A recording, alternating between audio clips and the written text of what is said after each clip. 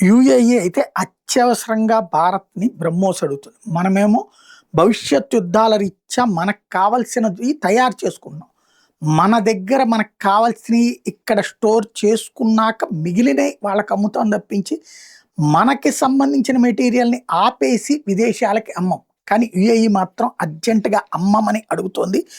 బ్రహ్మోస్ ఏరోస్పేస్‌కి సంబంధించినటువంటి దాంట్లో ఈ సూపర్‌సోనిక్ క్రూయిజ్ మిస్సైల్స్ కావాలంటూ యుఏఈ ఆల్రెడీ ఒక డీటెయిల్డ్ ప్రపోజల్‌ని ఇండియాకి సబ్మిట్ చేసింది.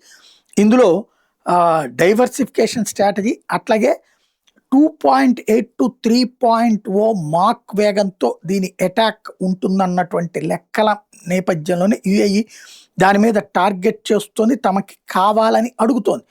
భారతదేశం త్వరగా సప్లై చేయమని అడుగుతోంది. ఇప్పుడు ఇది కనుక ప్రాజెక్ట్ సక్సెస్ అయితే ఇరాన్ మీద జరిగే దాడులు మన బ్రహ్మోస్తో అవుతాయి. నెంబర్ 1. రెండవది గల్ఫ్ దేశాలన్నీ మన మీదకే ఎగబడతాయి. మనకి ఇక్కడున్న ఇప్పుడు తయారు చేస్తున్న కంపెనీలు చాలక ఇంకో 100 కంపెనీలు పెట్టాల్సి వస్తుంది.